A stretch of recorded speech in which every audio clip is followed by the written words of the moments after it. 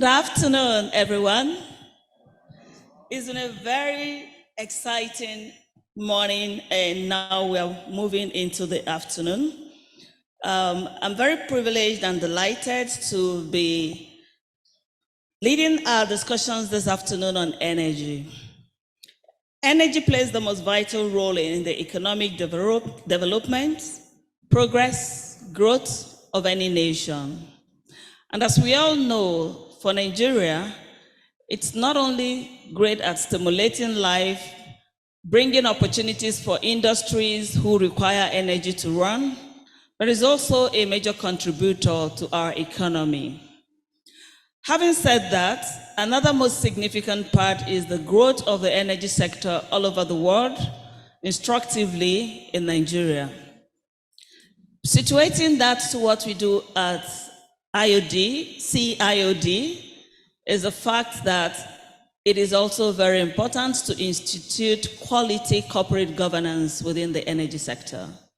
And that is the reason why this very powerful plenary that is mixed of practitioners, public sector people, and government will be bringing significant discussions this afternoon around opportunities for investments, opportunities for diversification, finding alternative energy solutions, building strong quality corporate governance to ensure that organizations are not only stable, but they are also strong enough to deliver the economic growth required. And we are going to be starting with you, Bolaji. The Minister of Power, Bambo Ademiluyi, has recently said that about $23 billion in investment opportunities has been identified for in-country projects. And these are projects that are directly related and tied to the Nigerian energy transition plan. We totally understand how important resources are. How can Nigeria's energy sector, from all of your experiences, leverage good governance to ensure that there is responsible management of investments and funds to truly catalyze growth in the industry and the economy generally? Thank you very much, and good afternoon, Mrs. Malize. Good afternoon, Mr. President, and the rest of the audience. Quite interesting. You know, when we think historically about maybe even 40, 50 years ago, and I'm going to really be focusing on the energy sector, investments was purely coming in as a matter of you have an opportunity, people see the opportunity, they invest the money, and they made their money, and they were happy doing that. And the world has really changed now. The world is changing in such a way that there are a few other factors that, of course, are important where you want to make investments.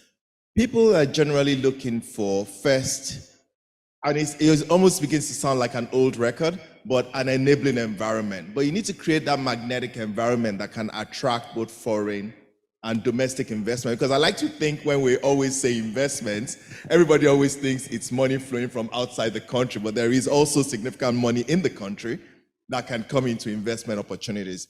So in looking at this, what are the things people want to look at? First, you want to look at what are the incentives that come into that industry. It's always important. But before you look at the incentives, what is always important as a background is to look at the regulatory environment, the fiscal regimes that guide it around that area. And more importantly, these days, people are looking at the political stability, economic stability.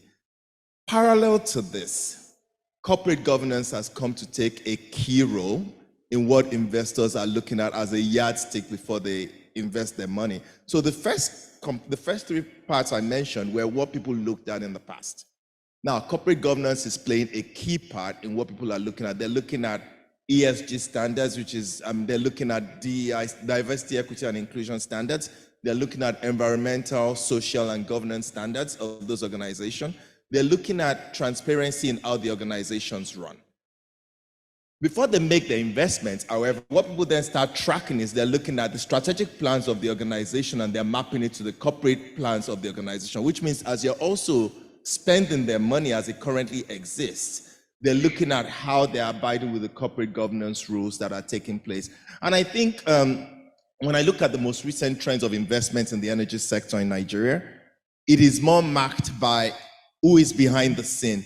People are asking for minutes of board meetings. They're trying to see what is going on in decision making at those board meetings before they do make those investments. So I think those are some of the things that modern investors are looking at rather than just the opportunity. Thank you very much. Thank you very much for that, setting the tone, very important. Would like to also come to you, Rukai, and I'd like to find out from you, with Nigerians' fast-growing population comes increasingly higher energy demand. But there are also other issues and challenges. What are the key governance challenges that you see? How can we mitigate this? And how can we surmount and grow a truly strong, stable economy? Thank you very much. Good afternoon, everyone. Permit me to stand on the established protocol. I'm not sure how that applies to a panel session, though. So I think I would like to start by just buttressing our population boom and the expected population boom. I think by the end of the century, it will be the most populous country in the world. Currently, we're energy poor, and to be able to provide energy for this population presents and emphasizes the need to just get our acts together around resolving the energy problems and challenges we're facing, which of course indeed is the catalyst for economic transformation and growth. Just recently, India announced the ambition to grow by 6 to 9%. I'm not sure if it's an annual growth, but this will be powered by electricity. So electricity is a basic need, and above that, energy. So let me also contextualize energy. So besides oil and gas and fossil fuel based, we're also talking about renewable, but I'd like to also stress something very important to the bottom of the pyramid: traditional energy.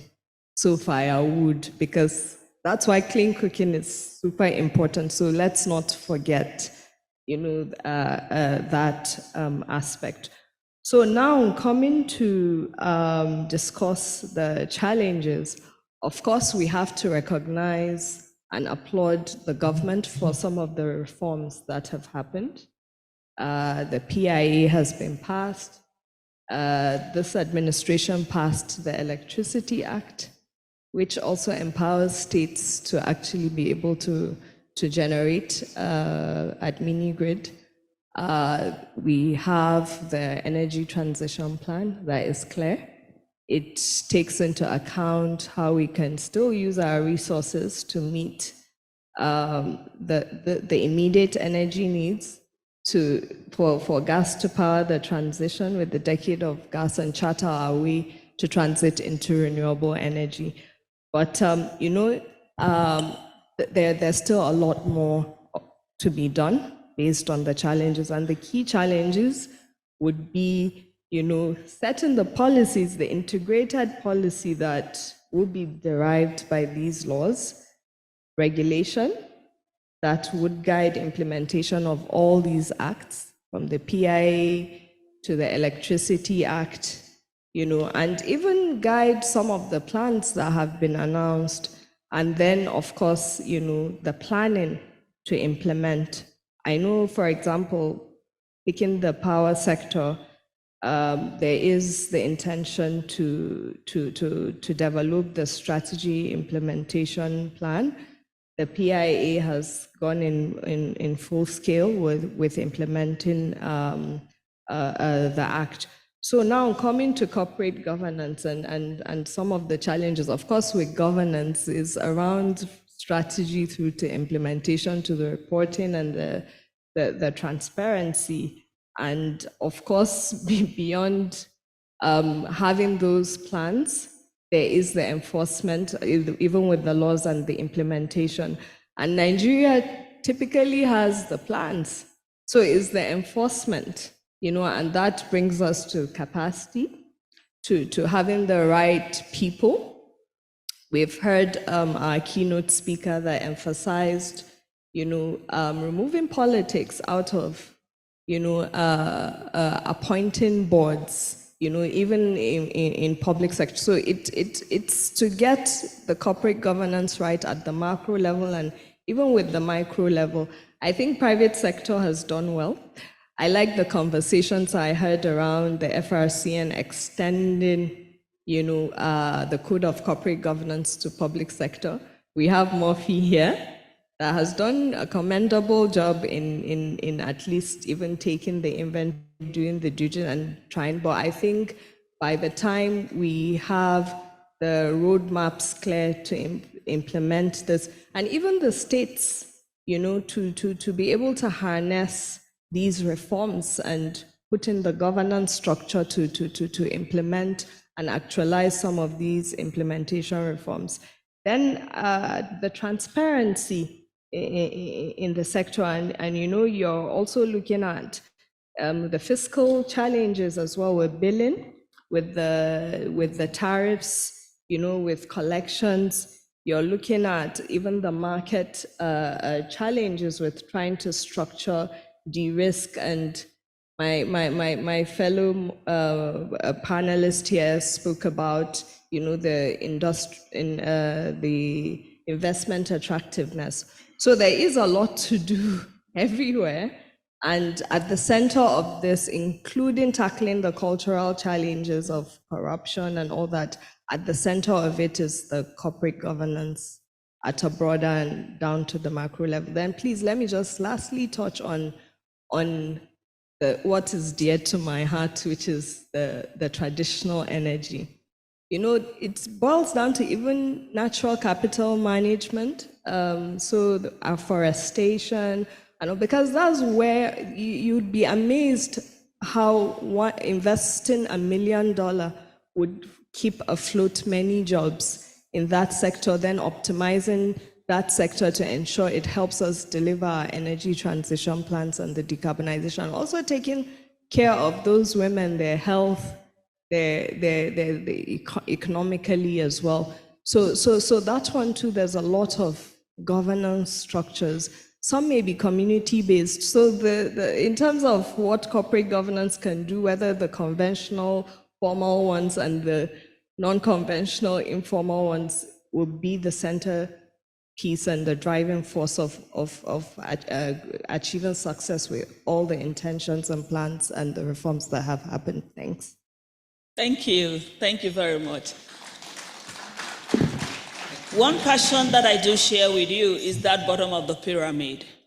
I once had the privilege and opportunity in my consulting capacity to work with one of Nigeria's reputable energy company, Techno Oil, when they launched a facility that's got the capacity of producing 1,000 barrels of cooking gas. And this is just to encourage people who use firewood to have very tiny little gas within the homes, rather than bring down woods and cause the deforestation you are speaking about. And I think that that's quite remarkable. Thank you also for unbundling the energy sector and making us understand that there are quite a whole lot within that value chain. And one of the critical aspects of that value chain is finding alternate energies. And renewable becomes very critical. And so if we do have Femi, please, on the line, we're going to be coming to you, Femi, with questions around renewable energy. We do know also that, and if we do, oh yes, he's there.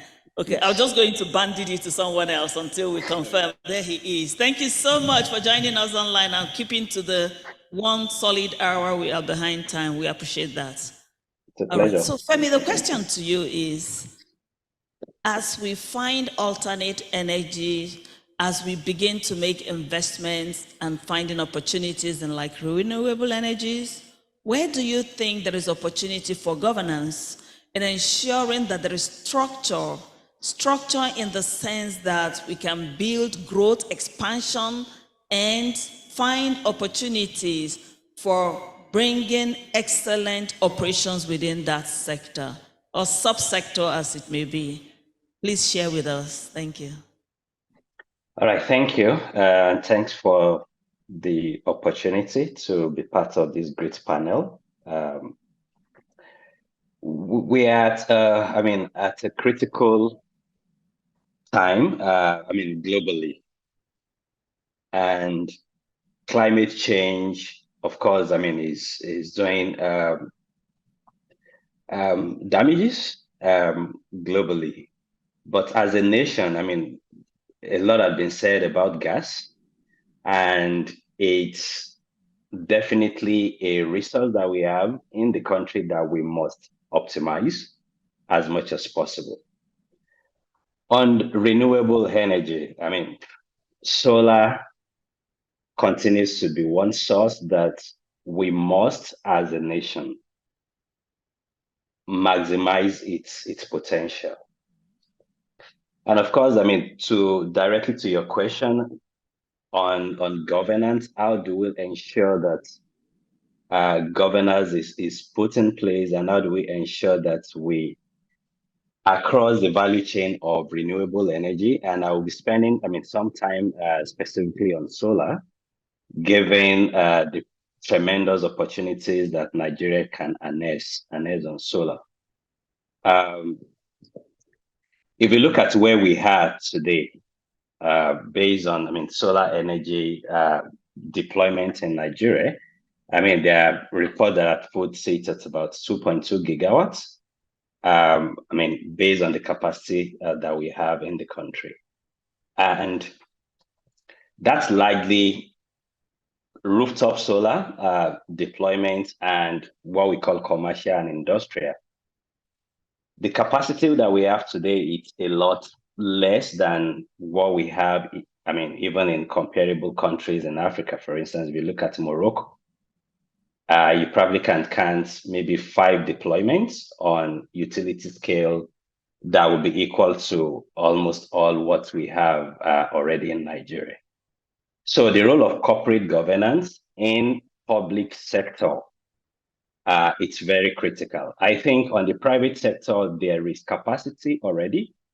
There are investments that we've already seen coming into Nigeria. There are also Nigerian organizations, Nigerian companies that are already also investing in the solar value chain in Nigeria. It's also good to say that even the legacy oil and gas companies are already looking at investing in solar in Nigeria. But for us to really be able to maximize the potential that solar has in Nigeria, corporate governance and governance in public sector is very, very critical, because the capital is fungible, and especially in the corporate sector, the investors want to see. Some of the panelists have touched on that. The investors want to see that when they bring their money in into the country, or even the investors in the country, that they're able to have the best return as much as possible. So indeed, that's what I will touch on for now, and I can go deeper later into some of the other opportunities. So rooftop solar, as I've said, needs to be everywhere, more or less ubiquitous in Nigeria. Where we are at the moment, we've not maximized it as much as possible. And if we also look at some of the reforms that has happened recently, for instance, Rukaiya mentioned bottom of the pyramid. Even the SMEs in Nigeria, that's also one that we've not really maximized what solar can do for SMEs. And I think that it is critical that we ensure that partnership between government and private sector, and when government is involved, when the public sector is involved, it is important that we don't pay lip service to governance. The keynote speaker touched on that today, because paying lip service will chase investment away. Investors are looking locally and internationally, and it is important that we put in place, that we implement all of the plans, because again, it's not lack of having those plans and even the governance, but the implementation is where we've been lacking. Thank you. Thank you very much, Femi, for bringing that insight. We like that. We're coming to you, Prince, and we are going to be bringing to you that question on partnership and collaboration. So as we speak, and in the changing energy landscape that comes with tremendous opportunity, we're talking governance, we're talking opportunities between the diverse stakeholders. Where do you see partnership and collaboration in extending and delivering success? Thank you, Madam. And I would like to thank CIOD for inviting me. I'm going to be a little bit blunt sometimes, so please pardon me, my view. There's no collaboration. That's a big problem, actually. I don't see a collaboration between all the people that are controlling the opportunities. I've been long enough in the industry to know, because we've seen it happen. And that was when Nigeria had a growth pattern in terms of energy delivery. But in the last maybe 8-10 years, I've not seen much happening. That's why I'm praying that this new government will get it right from the beginning. One, there's no champion for energy growth. We need a champion. And that champion, the best champion we can have is the president. He has to pay attention to it personally and have people who are wearing their caps properly, managing that process. PIA, like Rukaiya said, is a very beautiful document, in my opinion. But the implementation is not there yet. It's not been implemented properly. The interpretations that we are hearing are not what will benefit Nigerians. So we won't need to look at that. We're talking in terms of collaboration. Adeyemo talked about solar, renewable energy. There are several other options for renewable energy. Wind is there. We have our dams. The water is there. They have capacity to produce a lot, and we can actually indeed turn every dam, an irrigation dam, to power generation. Hadeja Jamare is there in the north. It's not producing any power. It can be turned to produce. We have water, renewable. We have solar. We have wind. About 20 years ago, I went to Katsina State, and I actually saw windmills. That means that way back then, people knew about these things and they deployed them.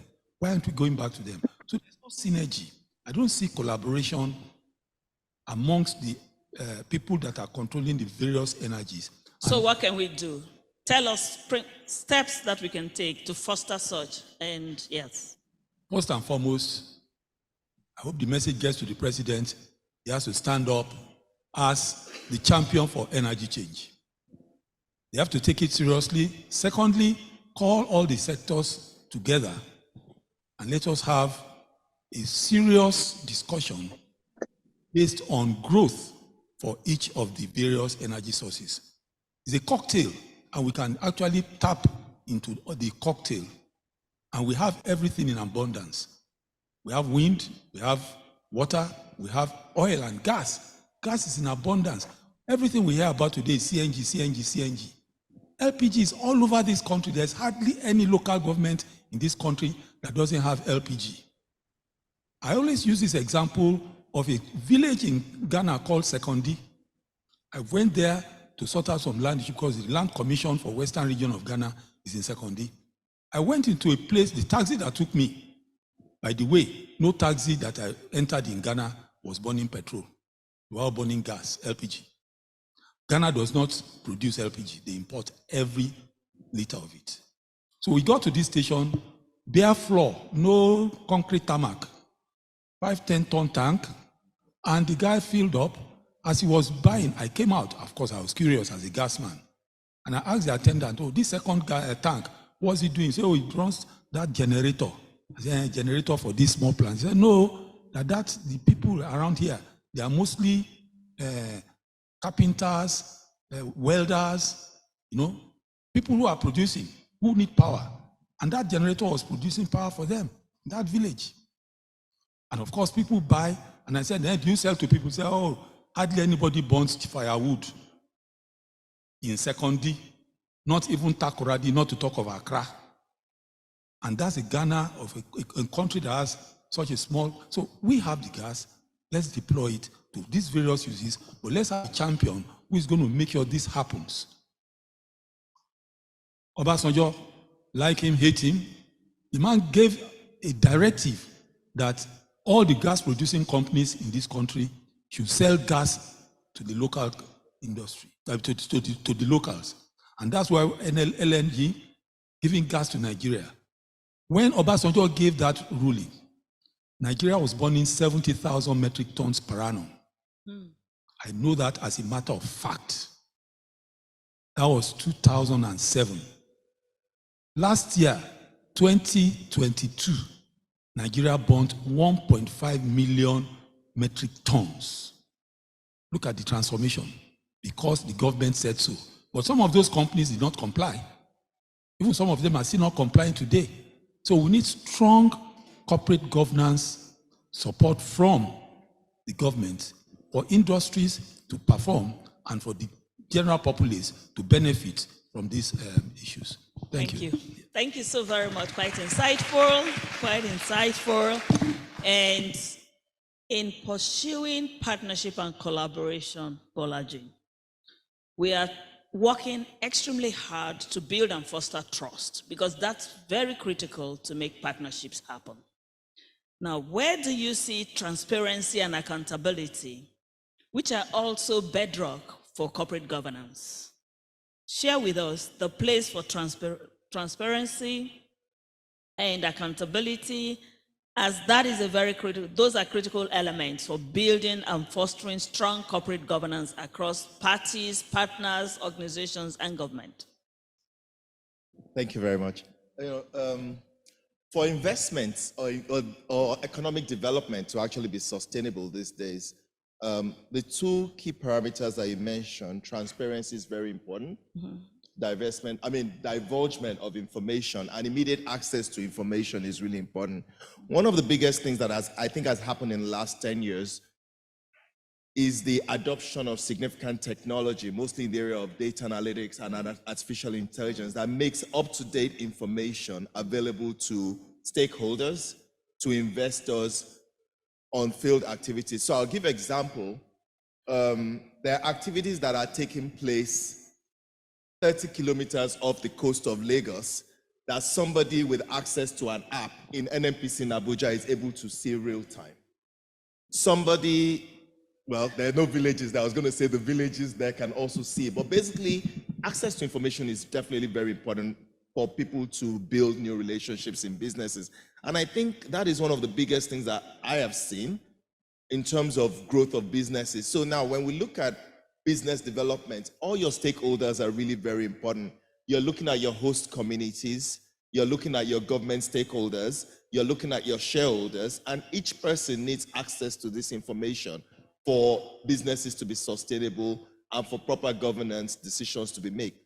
It's important, one of the things I always say also is that when you're deploying technology, especially to the people who are not so exposed, it's ethically important that you also ensure that they're educated on how to use that technology. So it's not enough to just say you've taught people how to download an app that gives them information on your financial performance or your technical performance, or maybe how much gas you flared last year versus this year. It's important to show them also the importance of that on their societies. So I think those are some of the things that I think have played very key roles for us. Accountability is very important. So you need to open yourself to audit process. Developing corporate governance parameters is definitely a key one. As you develop them, you ensure that it's implemented. One of the things that I think is really important is to ensure that as you're implementing your corporate governance processes, you get external auditors to also validate that you're implementing them appropriately. And those external auditors also coming from time to time to audit the compliance with those processes.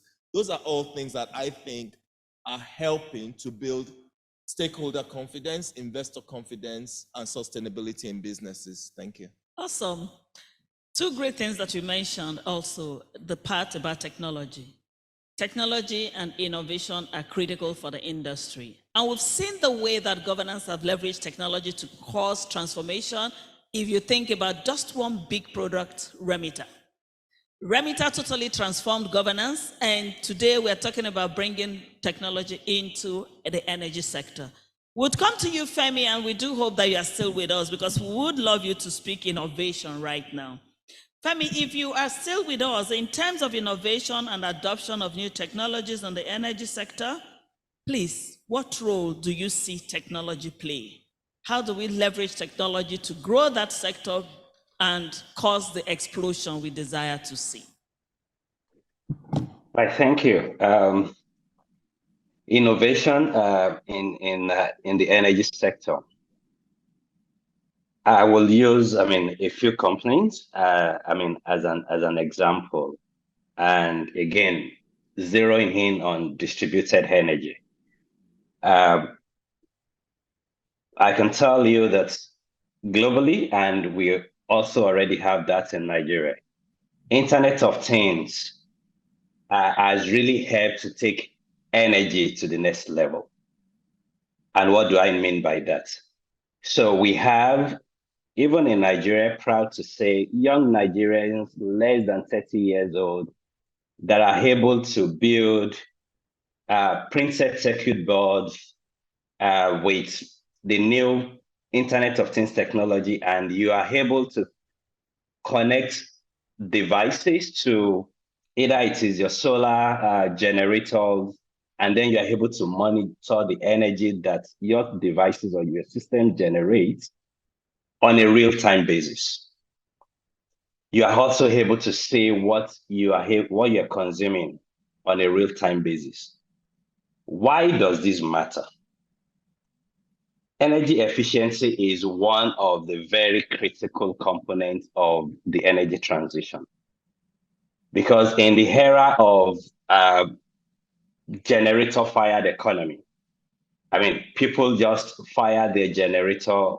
Maybe what you need to power an office is maybe a 15 kilowatts or a 15 kVA, as most of us know it, but you have a 50 kVA generator, and you fire it because you don't know how much you're consuming in real time.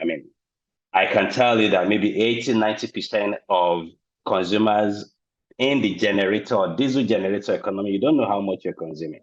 So technology can help in that to ensure that you only consume what you need, or you are reducing your load to the barest minimum. And what that helps you, it also can help save on the OPEX. Because it's also very important that you save on, instead of just spending the money that is not available anyway. So technology on remote monitoring can help in real time to be able to see how much energy you're consuming. Of course, you can talk about, the new battery metals that we're seeing, which is, the likes of lithium and all of that. But I believe you have another panel that will talk on solid minerals, electric vehicles. There are no electric vehicles without innovation, without technology. And again, it is important that we harness what we have. And I like what I'm saying with the Ministry of Communication now. There are conversations around artificial intelligence. I see recently that, there are 3,000 Nigerian youths that will go for some sort of internship that are already paid for by some multilateral organizations. So innovation, the role of innovation cannot be overemphasized, because the world is moving, and it is important that we move as the world is moving. So an innovation technology, if we look at even solar before, when I started Arnergy 10 years ago, the size of a solar panel of 100 watts versus what we have now has probably reduced by maybe 80% based on the footprint. So what that means is technology is evolving. And what I would like to say is, I am hoping that as a nation, we also continue to maximize the potential of our youth to participate and take a seat on that innovation table. What we are doing at the moment is more on, on the management, but as we evolve, it will be important, especially on the energy sector, that we are able to do more on the generation, ensure that we maximize innovation and technology to be able to produce devices that will help in generation, that will help in storage. And I'd also like to add that we've been looking more to China. And of course, we can talk about cost efficiency with China, but technology transfer is very, very important.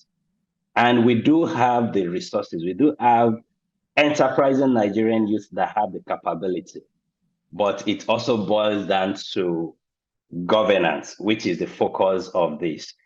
Everyone in the room probably, directors in the room would have been one time or the other affected with the huge emigration of Nigerian youth abroad. So it is important that as we are investing in the youth, we do all we can to keep the youth in country. Thank you. Otherwise, they will move. Thank you. Thank you. Thank you so very much for that insight. Coming back to the audience, because we would like to hear questions, comments, contribution, anything that you think can add value to the discussion. So over the next 1 minute, we're coming back to the audience. In that 1 minute, Rukaiya, would like you to speak to ESG. There is no energy sector, there is no corporate governance without emphasis on ESG. What do you think we need to do to ensure that the organizations in the energy sector are extremely responsible, ESG compliant, and very important, focused on the environment as well as social responsibility? And we're coming back for the questions. 1 minute, Rukaiya. We're mindful of the time, and we're trying to make this plenary over in a few minutes. So to be honest, is to be purposeful in everything you do end to end, from how you craft your purpose and as an organization, how you integrate ESG into your strategy, how you execute the operational excellence, greening, including your products, embedding the innovation. And honestly, it leads to a lot of cost savings. I'm sitting there watching Femi talk. I use Arnergy in my house. My bill has gone. I rarely buy electricity, and I have constant power. And I know the remote monitoring he's talking about. So catalyzing on ESG for value creation, not for compliance, for value creation, then the reporting. Then at the centerpiece of that purpose should be building a model around shared value creation. So you're creating value for your enterprise because you still want to be prosperous to remain sustainable, but you're also creating value for society. And honestly, even when you look at organizations that are built to last and have lived, including traditionally accounting firms, which is my background, you'll see they're built on purpose. Companies last when they're built on purpose. Companies last when they're there to serve society, and companies last when you embed, people factors, planetary environmental factors governance. And this, so it's ESG, and let's not forget the economic as well, and being very impact focused as well, so that you're not in motion, but you're actually, making impact that matters. Thank you. Thank you. Thank you very much. Do you have any questions? Yes, we've got one right in front of me. We'll start with you, sir. Microphone for him. Thank you. Microphone for him. Thank you.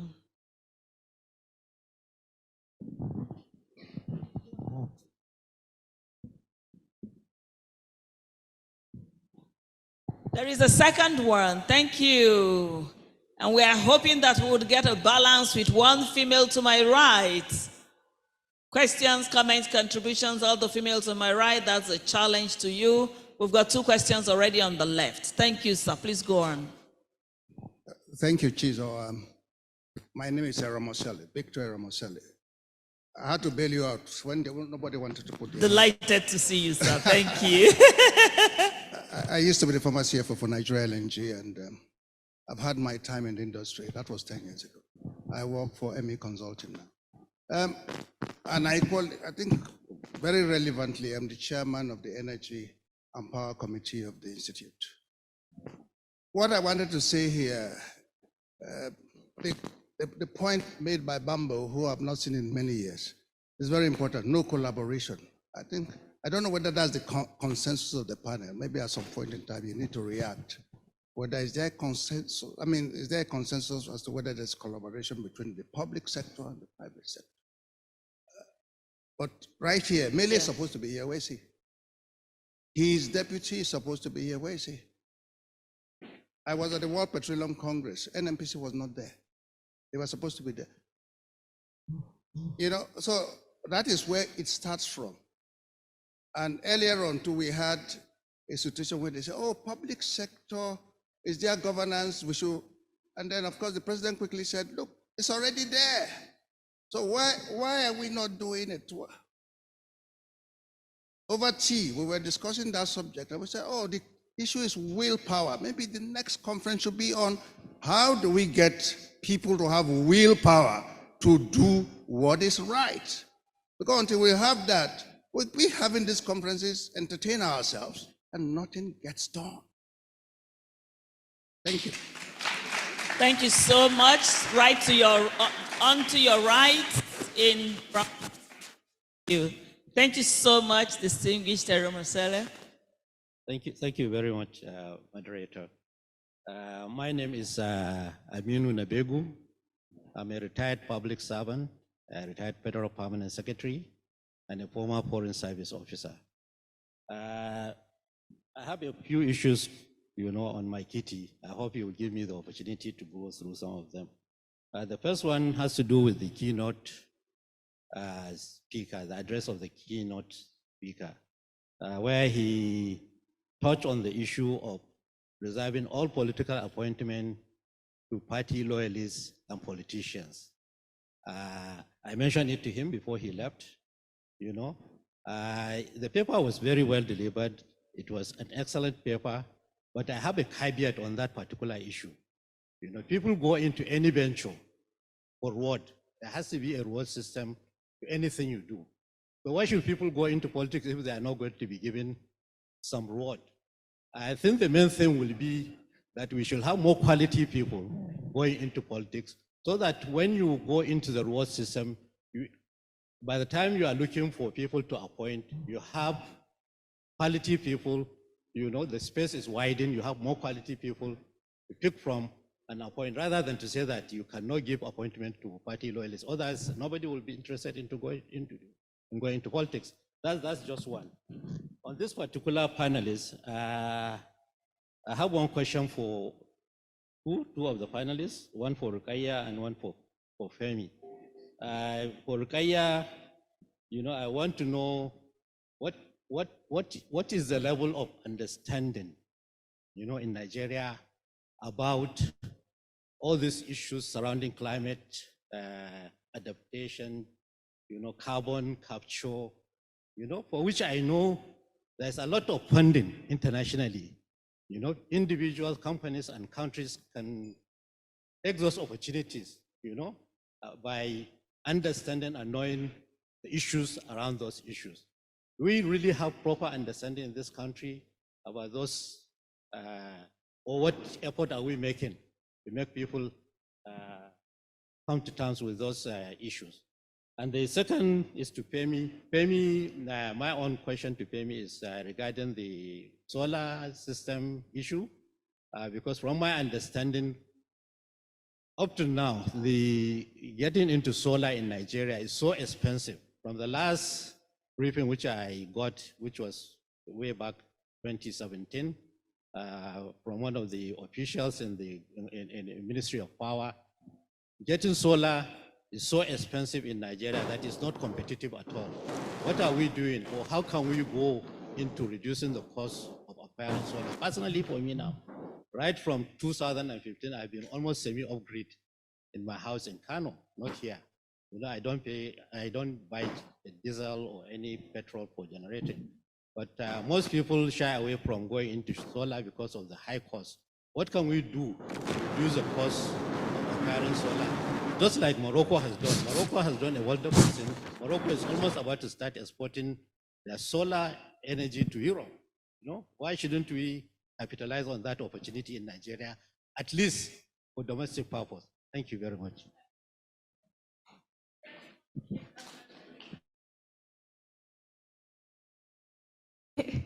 I can tell you there's so much skeptics and cynicism within climate change. And, you know, because particularly Africa and in Nigeria, too many people feel because we didn't pollute the planet, it's not really our problem. Or another answer you hear is, look, we're poor, we're hungry, how can that be a priority? So not everyone understands how that is driving also a lot of the socioeconomic problems we're facing around like drought, for example, causing insecurity, the resource scarcity that's causing farmer-herder clashes and things like that. So I think there needs to be a lot of awareness. I remember when was it on Monday that the Minister of Creative Economy was called me and was saying how can we use edutainment to educate people, you know, so they understand. And I do agree with you. Honestly, for me, it was, even when I was in PwC, it was such a tough sell to convince people to prioritize it, not because people don't see the importance, because you know, there are too many challenges now, and that's why if you listen to the UN Sec Gen's comment at the last COP, where he was talking about recognizing the tough times, but while he kept on emphasizing climate change action cannot be a back burner. So the challenge is having a balanced agenda, where you're addressing these challenges and you're positioning for the future, you're also future-proofing. And now let me come to the opportunities to leverage sustainable finance. It's huge. I think we have all the right plans. It's now to create projects and programs that will be very bankable. There's the opportunity to join the JETP. You saw South Africa, Vietnam, Senegal get money. Around transition. For us, our Energy Transition Office have identified our own unique use cases, which is diesel displacement, clean cooking, e-mobility, then, you know, for subnationals to develop decentralized energy via this electricity Act reform. So it's really to see how we can create our own narrative, ensure that we benefit from the whole just transition movement, package, you know, our projects with science and data, and you know, present compelling business cases enough to attract climate finance. And Nigeria is doing very well. We're the first to issue green bonds. There's discussion to issue blue bonds, where we're already generating carbon credits. I know there are discussions to unlock the capital and so much. It's just to keep focus and continue to push, you know, for.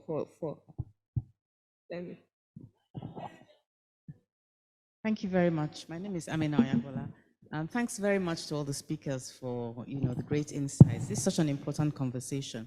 I just wanted to just take us back to the, you know, the subject, the reason why we're here, which is around corporate governance and the importance of, you know, structure and processes. And wanted to benefit from the wisdom of the speakers in the house. The keynote speaker, Mr. Aganga, talked about the 4 Ps. He talked about people, processes, purpose, and performance. I think just to hear from you, I mean, the structures, and I also, one of the speakers talked about Mr. President being the champion for us to be able to make progress. But of course, Mr. President is one human being who has a lot of responsibility. So yes, even with all the will in the world, if he wants to put his mind to it, he still needs to be able to delegate to either a ministry, a department, an agency, to people to be able to take action. And we've all talked here today about the challenge around execution and implementation. So looking at where we are today, the coordinating minister for the economy said, let's not look back, let's look forward. Looking at where we are today, what do you think needs to change in our structures for us to be able to, drive progress and ensure governance? Thank you. Thank you very much. I'll give that to you, Bolaji. Big, smart, sharp. Thank you. Wow, she's giving me a minute to explain probably a 20-minute conversation, but I'll try my best. I was really thinking about it, that the role of the government is ensuring that regulations are in place, compliance processes are in place, and there's governance needed on the side of government, on one side. The private sector knows what it's supposed to do. Invest, look at the investment opportunity, clearly they want to make value. When I think about the current challenge that we have in our system, which I don't know how we will break, is that we have a 4-year election cycle where people in government change every 4 years. So when you imbibe the governance in the leadership of any ministry, I hate to say, or any organization, there is a high likelihood that in 4 years' time, majority of those people will change. And another person comes with another agenda. Meanwhile, the private sector is still following that. So I really don't know how to crack this. I don't think I'm answering your question, but I'm saying where I really think part of the challenge is unless the civil service and not the appointee part, unless the civil service takes on that corporate governance role and not the appointee part of public service takes it on, we're going to have that repeated cycle of imbalance in relationship between both. Just my. Thank you so much. All right. I'm just going to switch over to final word. I know everybody's got much more to contribute, but people are also waiting to hear much more from all the other segments. So I would give it to you as your final word. Remember, it's word, not paragraph, not sentence. Final word. Final word. Wow. Okay, please let me just say something very important with your question. I honestly think the silver bullet is consequence management, nothing more. Nigeria has everything. It's the willingness to hold people accountable and take the consequences of their action. So one word. Take your word. Take your final word. Yes. Okay. So for energy, it's about ensuring energy access, affordability.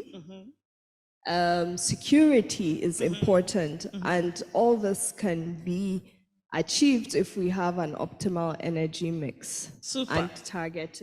Super. Final word for you, Bolaji, as we wind down.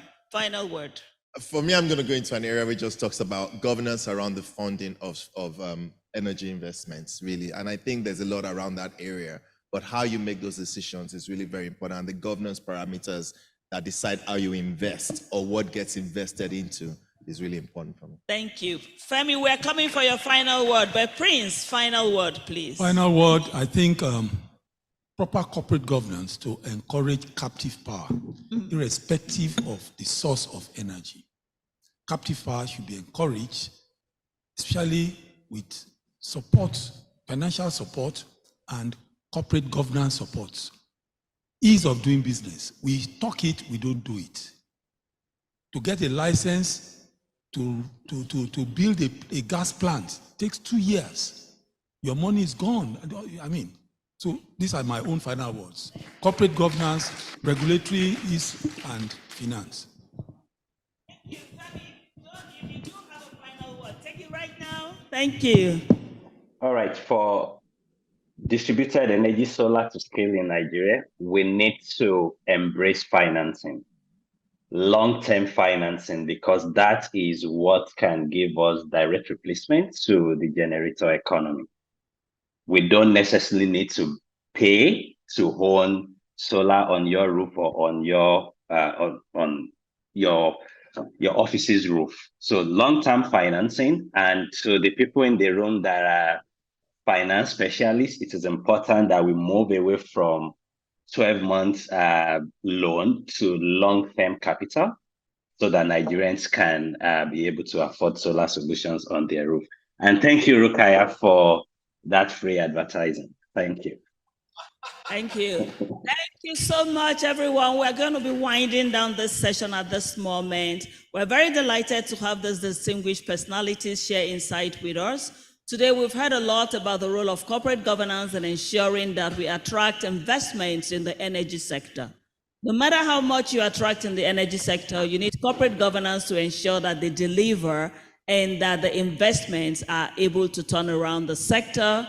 We also learned about integrity and transparency and the need for that in that sector so that systems and structures will not only work, but would also deliver success.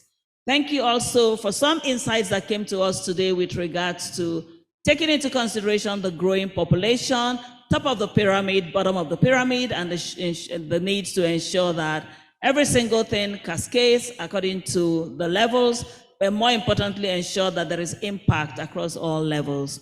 We're also reminded that partnerships and collaborations are very critical. We cannot have partnerships happen, and we cannot have success in the sector without partnerships and collaboration, and the need for government to play a major role in fostering and driving such partnerships.